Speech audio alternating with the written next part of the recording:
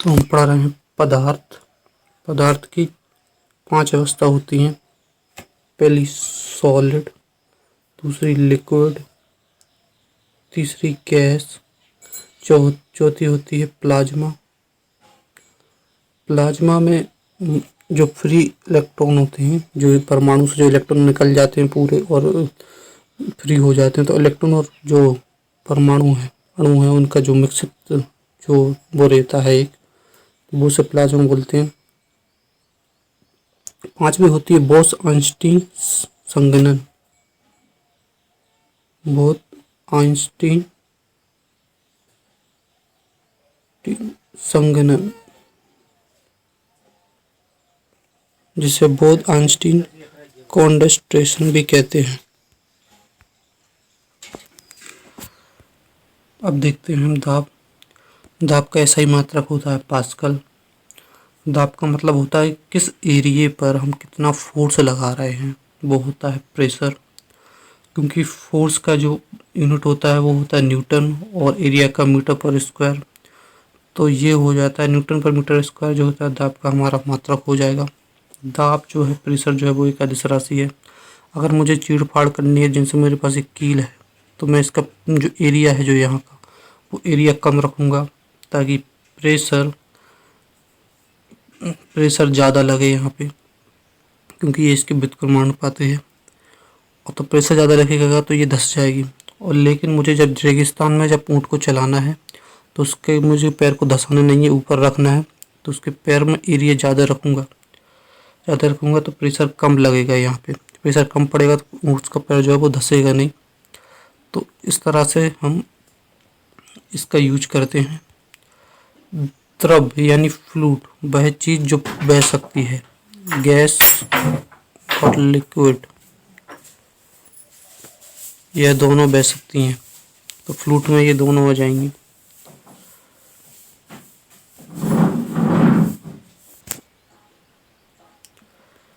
तो फ्लूइड जो कि बह सकता है, उसके द्वारा जो लगाया गया जो दाब है, प्रेशर है, वो हम इस तरह नापते हैं कि वो मेजर करती है कि वो जो जगह है, जैसे कि ये है, यहाँ पे ये व्यक्ति है, व्यक्ति ये पानी में, ये ऊपर पानी है, पानी ये बह सकता है, फ्लूइड है। ये पहाड़ है, पहाड़ पे ये 2 व्यक्ति हैं। यहाँ पे ये हवा है, तो ये भी बह सकती है, ये भी फ्लूइड है। इनके द्वारा इन पर एक प्रेशर लगाया जाएगा, तो वो मेजर करती है कि वो फ्लूइड में कितनी गहराई पे है वो चीज़, यानी उसकी सतह से कितनी गहराई पर है और उसकी डेंसिटी क्या है और उस पर कितना गुरुत्वाकर्षण बल लग रहा है। तो ये जो है वो प्रेशर हो जाएगा अपना कितना, हाइट इंटू डेंसिटी इंटू गुरुत्वाकर्षण बल। तो यहाँ पे जो चीज़ जितना नीचे है, जितना ज़्यादा गहरी जगह में है, तो उस पर उतना ज़्यादा प्रेशर लगेगा। जो यहाँ पे है उस पर प्रेशर कम लगेगा, यहाँ पे प्रेशर कम लगेगा, और जबकि यहाँ पे प्रेशर ज़्यादा लगेगा। तो इस तरह ये रहता है हमारा वायु, ये होता है वायुमंडलीय दाब, जो वायुमंडल के द्वारा हम पे लगता है। इसके लिए जो होती है एक वायुमंडलीय दाब जो होता है वो 1.01325 इंटू 10⁵ पास्कल के बराबर होता है। या एक वायुमंडलीय दाब 133 पास्कल के बराबर भी हम कह सकते हैं। या एक बार 10⁵5 पास्कल के बराबर होता है। तो हम जो है जो वायुमंडलीय दाब को पास्कल में, बार में और टोर में, या फिर जो 760 mmH या टॉर्सलिन की जो प्रमेय है उसमें बताया गया है कि 760 mmHg मरकरी पारा जितना प्रेशर लगाती है, उतना एक वायुमंडलीय दाब प्रेशर लगाता है। तो ये उन्होंने बताया था कि उन्होंने एक बीकर लिया था, उसमें पारा भरा था, और एक नली ली थी, नली उसमें भी पारा भरा, यहाँ से इसको बंद किया, तब इसको बाद में इसमें यहाँ पर डाला, फिर इसको यहाँ पर खोल दिया था। तो ये जो है पारा यहाँ से निकल रहा था, निकलने के बाद यहाँ पे ये खाली हो गया था, लेकिन यहाँ पे एक हाइट पे जाकर रुक गया था, यहाँ पे था 760 mmHg बचा था। दूसरी नली में भी यही किया था, उसमें भी हाइट सेम आई थी। तो ये बता रहे थे क्योंकि ये यहाँ तो ये निकल आया क्योंकि यहाँ पे प्रेशर ज़्यादा था, यहाँ पे कम था, तो कम होने का यहाँ पारा यहाँ पे निकलता रहा है, हाई प्रेशर से लो प्रेशर की तरफ चला। लेकिन जब 760 mmHg पारा जब बचा है तो ऊपर यहाँ भी वायुमंडलीय दाब लग रहा है, यहाँ भी वायुमंडलीय दाब, तो उतना ही वायुमंडलीय दाब यहाँ से लग रहा है बाहर से, उतना ही पारा यहाँ से लग रहा है, तो वो बराबर हो गया। जब प्रेशर अलग अलग होता है तब फिर जो है फिर फ्लूट बहता है, तो फिर ये स्थिर हो गया इतनी पे। तो ये इससे ये पता चला कि 760 mmHg जितना पारा दाब लगाता उतना एक वायुमंडल दाब होता है। लेकिन ये हर जगह के लिए अलग अलग हो जाते हैं कि यहाँ पे प्रेशर ज़्यादा लगेगा वायुमंडल का तो यहाँ पे ज़्यादा वैल्यू होगी और यहाँ पे कम वैल्यू होगी, तो इस तरह ये होता है। एक टॉर्सलिन, तो इस इन्हीं के नाम पे हमने इसको 760 टोर भी कह सकते हैं। तो टोर पे, पास्कल में, बार में, इनमें हम वायुमंडलीय दाब नापते हैं। 133 पास्कल होता है हमारा एक 80, और इसके बाद एक बार होता है 10⁵ पास्कल। एक टॉर हमारा, टॉर का अगर मुझे बदलना है किसमें, टॉर को बदलना है पास्कल में, तो 133 पास्कल होगा टॉर। इसमें 133 का गुणा कर दूंगा तो ये पास्कल के इक्वल में आ जाएगा। और एक बार जो होता है 10⁵ पास्कल होता है। तो इस तरह हम वायुमंडलीय दाब को देख लिया। टॉर्सलिन ने एक और प्रॉब्लम बताई थी जिसमें उन्होंने बताया था एक बीकर लिया था, उसमें पानी भरा था, इसके बीच बीच में छेद कर दिए थे, और इसमें से जब पानी निकला था तो जो सबसे ज़्यादा रेंज की चाहिए वो सबसे बीच में जो छेद होगा वो सबसे ज़्यादा रेंज देगा, बाकी जो है वो यहाँ पीछे पीछे कहीं दे देंगे। सबसे बीच में जो पानी छेद होगा उसमें जो पानी निकलेगा वो सबसे ज़्यादा रेंज देगा। तो ये टॉर्सलिन की कुछ प्रमेय थी। अब देखते हैं पास्कल नियम। पास्कल नियम जहाँ भी हाइड्रोलिक ब्रेक या हाइड्रोलिक लिफ्ट का जो बात है वहाँ पास्कल नियम होता है, जहाँ पे मतलब कम प्रेशर में हमें ज़्यादा काम करना है, तो वहाँ पे पास्कल नियम होता है। इसमें क्या होता है, इसमें हम बीच में एक फ्लूइड भरा रहता है, यहाँ पे हम एक साइड से जितना प्रेशर लगाते हैं तो उतना ही प्रेशर इस पूरे, जैसे अगर मैंने यहाँ पे 5 प्रेशर लगाया तो यहाँ से पूरे प्रेशर पूरे फ्लूइड पे बराबर तरीके से फैल जाएगा, और यहाँ पे भी लगेगा, यहाँ पे भी लगेगा, यहाँ पे भी लगेगा। तो यहाँ लगाया था मैंने एक छोटी से एरिया से 5, लेकिन ये सब में फैल गया, और जहाँ से और यहाँ पे मेरा ज़्यादा बड़ा एरिया है तो ये इस पर भी 5 लगेगा, इस पर भी, इस पर मतलब ज़्यादा 2 गुने से लग जाएगा। यानी कम ताकत में ज़्यादा काम करने के लिए हम पास्कल के जो हाइड्रोलिक के नियम है उस पर काम करते हैं। अब ये फ्लूट है, यहाँ पर मुझे ज़्यादा प्रेशर लगवाना है, यहाँ से मुझे कम प्रेशर लगाना है। ये अधिकतर हम गाड़ियों की जो ब्रेक उसमें यूज करते हैं। यहाँ पे मैं थोड़ा सा दबाऊंगा इसको तो ये जिस सब में पूरे में प्रेशर लग जाएगा पूरे फ्रूट को। ये फ्रूट इस तरह भागे, इस तरह इस पर प्रेशर लगाएगा, लेकिन इसका एरिया ज़्यादा होने के कारण ये इस पर इसके ज़्यादा एरिया पे प्रेशर लगाएगा और ये ज़्यादा तेज़ी से दबेगा। तो ये इस तरह काम करता है। किसी द्रव के एक हिस्से पर लगाया गया दाब उस द्रव के प्रत्येक हिस्से पर समान रूप से संचालित होता है। ये होता है पास्कल नियम। इसमें भरते हैं हम तरल पदार्थ। P1 जहाँ से दाब लगाया गया, P2 जहाँ पर दाब लगा है। ये इस तरह होता है जिससे प्रेशर बराबर होता है हमारा फोर्स अपॉन एरिया। तो यहाँ पे अगर मैं इसकी एरिया मान लूँ, इसका 20 एरिया है और इस पर मैंने 100 प्रेशर लगाया है, और इसका 40 एरिया है डबल, और इस पर भी 100 प्रेशर लगाया है, तो ये यहाँ से निकलेगा। यहाँ से मेरा फोर्स कितना लगा है 2000 न्यूटन, और जबकि यहाँ से फोर्स निकलेगा मेरा 4000 न्यूटन। यानी मैंने यहाँ से 2 लगाया था, इसका 2 गुना एरिया के रेशियो में हो गया। ये जितना एरिया होगा उतने के रेशियो में ये हो जाएगा। 2000 न्यूटन से मेरे को 4000 न्यूटन का मुझे यहाँ पे फोर्स देखने को मिलता है। क्षेत्रफल बढ़ाने पर कम बल लगता है।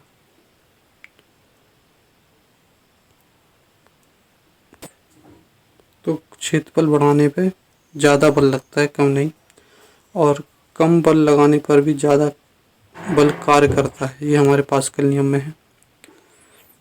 अब देखते हैं बर्नौली प्रमेय। बर्नौली प्रमेय ये है, जब ऐसे ये है घर है, ऊपर से हवाएं चल रही हैं, तो ऊपर जो हवा है, जो लिक्विड जो चीज़ बह रही है उसमें प्रेशर कम होता है, और जो स्थिर है उसमें प्रेशर ज़्यादा होता है। तो यहाँ पे जब हवा चलती हैं तो यहाँ पे ऊपर प्रेशर ज़्यादा होगा, नीचे प्रेशर कम बनेगा, और जो चीज़ लिक्विड है वो हाई प्रेशर से लो प्रेशर की तरफ जाना चाहता है, तो यहाँ प्रेशर ज़्यादा है तो यहाँ से ये इस तरफ जाना चाहेगा, तो ये जो है जो नीचे ये जो हमारी जो टीन है इसको उड़ा ले जाएगा। तो ये बर्नौली की पिन में इस तरह तो हाई प्रेशर से लो प्रेशर की तरफ फ्लूइड भागता है, ये बर्नौली की पिन में है। तो इसमें जैसे हवाई जहाज़ का उड़ना उसमें भी लिफ्ट होती है, जहाँ पर चीज़ें लिफ्ट करती हैं किसी व्यक्ति को ट्रेन के द्वारा अपनी ओर खींचना, क्योंकि व्यक्ति जब यहाँ पर खड़ा होता है, जब ट्रेन जाती है तो यहाँ से तेज हवाएं हो जाती हैं, तो यहाँ पर हो गया कम प्रेशर, जबकि व्यक्ति यहाँ खड़ा, व्यक्ति के पीछे इस तरह हवाएं, तो हो गया कितना हाई प्रेशर। तो ये हवाएं इस पर दाब लगाएंगे कि इस तरफ जाने के लिए। आंधी में छतों का उड़ना अभी देखा हमने। स्प्रे का उपयोग, बॉल का हवा में स्विंग करना, इसमें भी है रहता है हमारा। बर्नौली की पिन में ऊर्जा के संरक्षण पर कार्य करती है, ऊर्जा का संरक्षण के सिद्धांत उस पर बर्नौली की पिन में कार्य करती है। यानी द्रव की चाल ज़्यादा होगी तो दाब कम, और द्रव की चाल कम होगी जहाँ पर उस पर दाब ज़्यादा होगा, और ये हाई प्रेशर से लो प्रेशर की तरफ चलना चालू करेगा द्रव। नदियों में ऊपर का पानी तेज चलता है और नीचे का पानी धीमे चलता है, तो ऊपर में जो होता है वहाँ पे प्रेशर कम होता है, और नीचे का पानी में ज़्यादा होता है, तो नीचे का पानी बहता है धीरे धीरे फिर ऊपर की तरफ।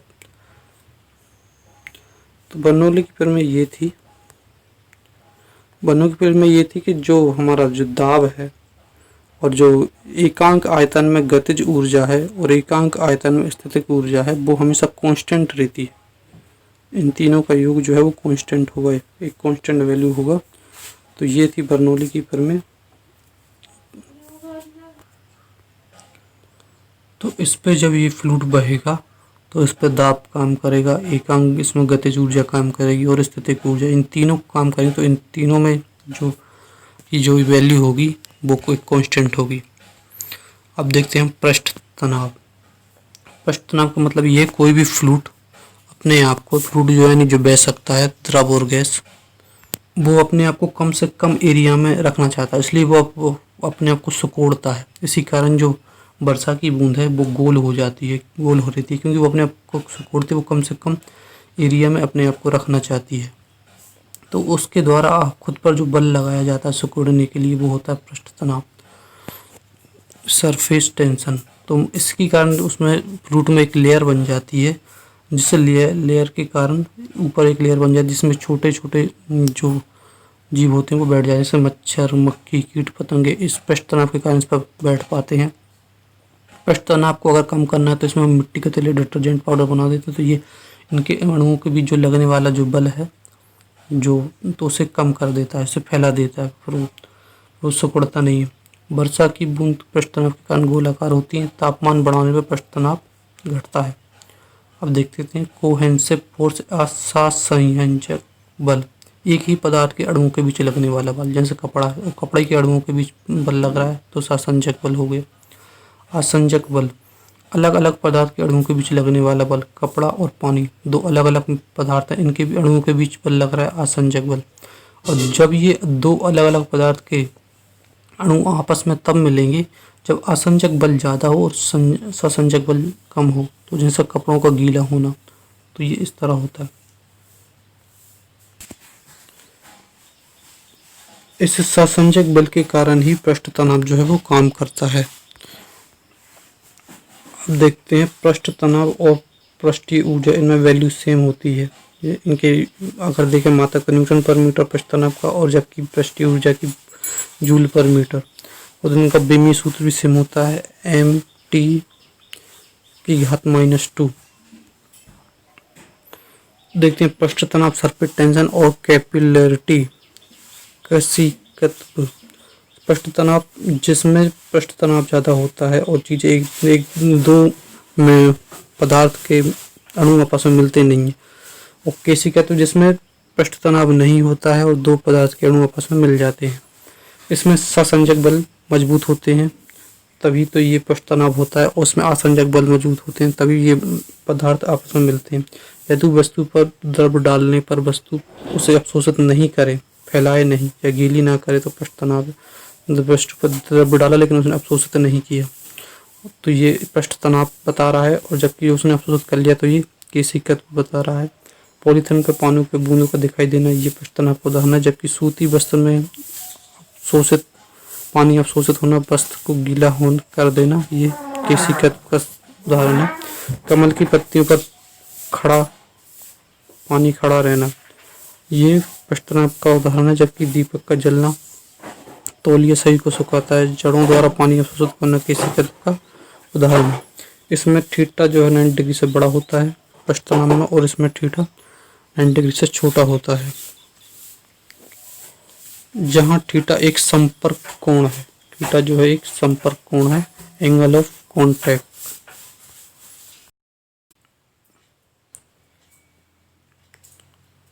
अब देख रहे हैं आर्किमिडीज का सिद्धांत। ये जो कहता है कि धातुओं की शुद्धता का पता लगाने के लिए हम आर्किमिडीज सिद्धांत का यूज करते हैं।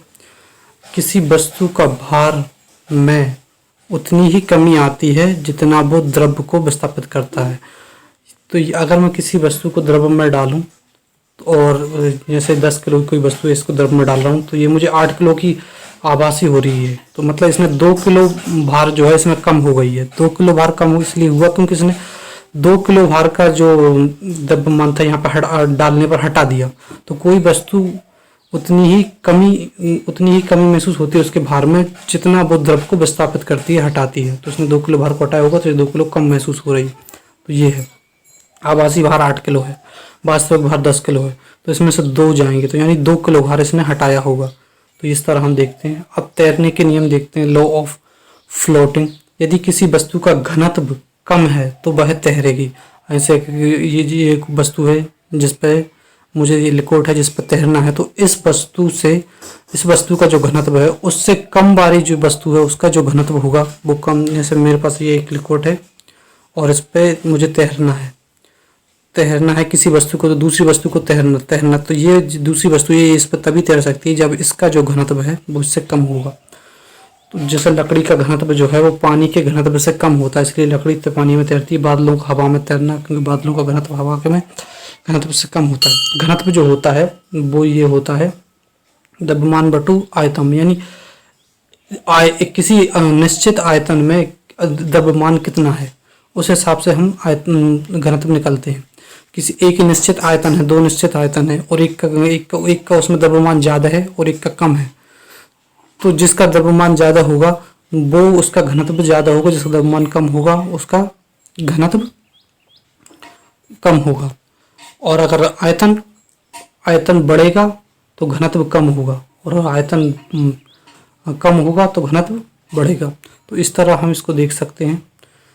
तो ये आयतन से देख लिया हमने कि आयतन बढ़ेगा तो घनत्व बढ़ेगा, लेकिन द्रव्यमान नहीं बढ़ना चाहिए, द्रव्यमान कम हो रहना चाहिए, क्योंकि द्रव्यमान बढ़ेगा तो घनत्व फिर बढ़ जाएगा।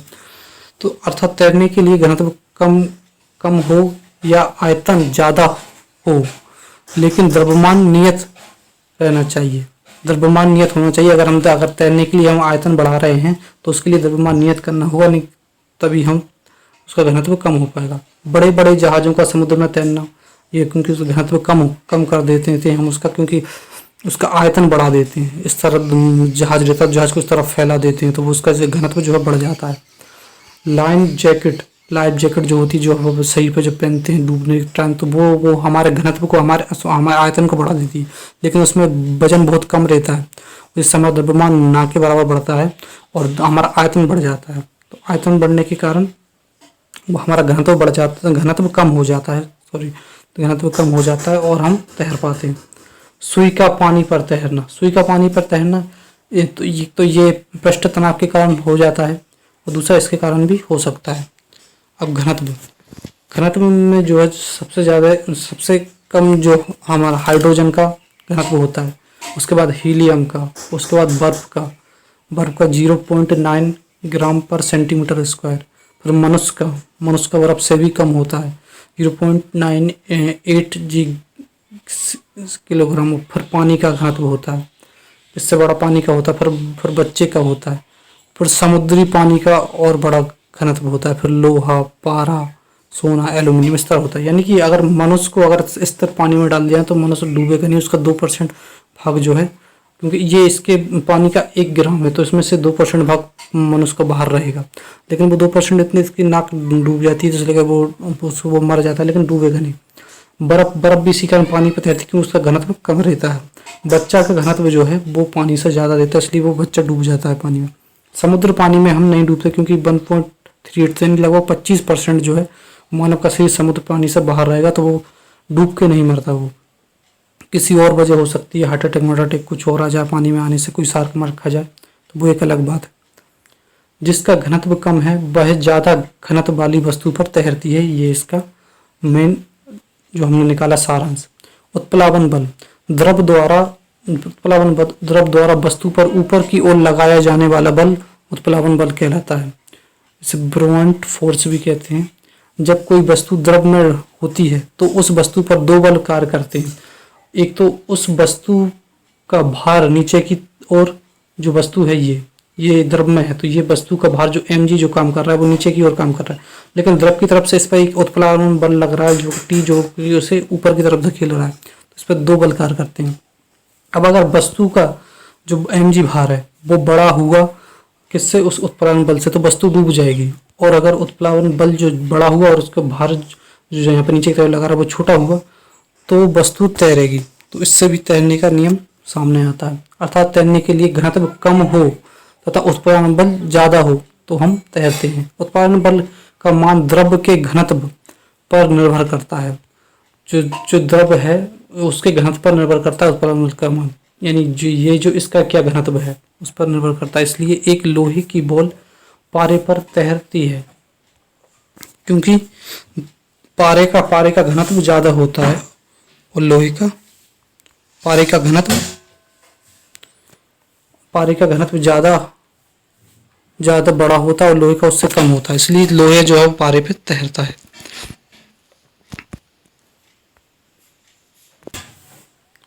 तो इसको अगर मैं लिखूँ, इसको इस तरह लिख सकता हूँ, इस पर जो उत्प्लावन बल लगेगा वो लगेगा v आयतन, इसका जो वस्तु उसका आयतन, उसके बाद इस द्रव्य का घनत्व और जो है अपनी गुरुत्वाकर्षण बल, और इस पे जो जो वस्तु से जो नीचे की तरफ बल लग रहा है वो हो जाएगा इसका आयतन जो वस्तु डूबी है, और वस्तु का घनत्व और जी, तो ये दोनों तो एक सी हो गए। तो यानी कि ये जो निर्भर कर रहा है, जो उत्प्लावन बल निर्भर कर रहा है वो इसके घनत्व पर निर्भर कर रहा है, और ये जो निर्भर कर रहा है वो भी अगर जो वस्तु के नीचे की तरफ जा रही है वो भी इसके घनत्व, वो वस्तु के घनत्व पर निर्भर कर रहा है।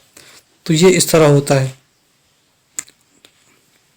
इससे हमें पता चलता है कि अगर इसका घनत्व ज़्यादा हो गया और इसकी अपेक्षा वस्तु की अपेक्षा ज़्यादा होगा तो वस्तु तैरेगी, वो डूबेगी नहीं।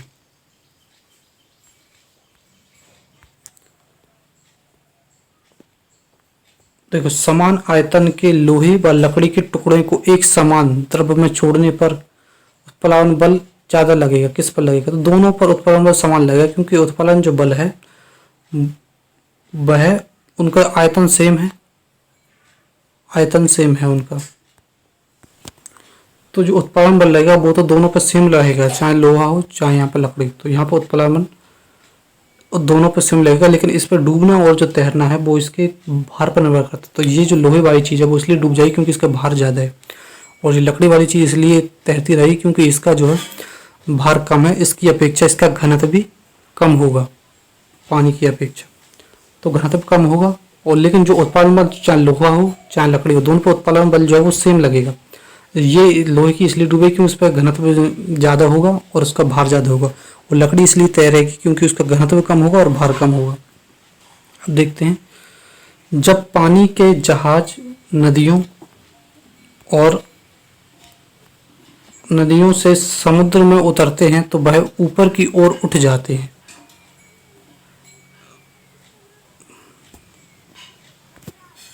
क्योंकि जो समुद्र का जो पानी है उसका घनत्व जो रहता है वो ज़्यादा रहता है, तो उस पर चीज़ जो और अच्छे से तैर सकती है। तो उस जो नदियों पे तो पानी जो था वो सादा पानी था, उसका घनत्व कम रहता है, और समुद्र का पानी घनत्व ज़्यादा रहता है। तो इस पर जब जाएगी तो इस पर अगर इतना डूब रहा था तो इसका घनत्व ज़्यादा होने के कारण इस पर और अच्छे तरीके से समुद्र पर तैरेगा, तो इसका जो रहता है वो ऊपर उठ जाते हैं। अब देखते हैं हम श्यानता। तो श्यानता हम देखते हैं वेलोसिटी। तो जब कोई वस्तु लगातार गति से द्रव में डूबती है। लगातार कोई गति, जब ये द्रव है उसमें कोई वस्तु डाल रहे हैं और ये लगातार जो है वो डूबती, एक गति से जा रही है और डूबती जा रही है, तो उस द्रव द्वारा उस वस्तु के विरोध में, जो ये वस्तु डूब रही थी, इस वस्तु के विरोध में यहाँ से एक जो बल लगता है ऊपर उठाने के लिए, जो सामने से जो बल लगता है उसे श्यान बल कहते हैं। जब श्यान बल लगना बंद हो जाए अर्थात वस्तु के भार तथा द्रव के घर्षण का मान शून्य हो जाए, उस स्थिति में वस्तु का सीमांत वेग हो जाएगा। तो मतलब यहाँ से जो बल लग रहा था वो घर्षण हो ही नहीं रहा है, तो घर्षण के कारण जो बल लग रहा था, अब यहाँ से जो वस्तु डूब रही है यहाँ पे घर्षण नहीं हो रहा, तो यहाँ पे ये बल नहीं लग रहा, तो ये जो वेग था वो सीमांत हो जाएगा, यानी तेज हो जाएगा और ये वस्तु तेजी से डूबेगी इसमें।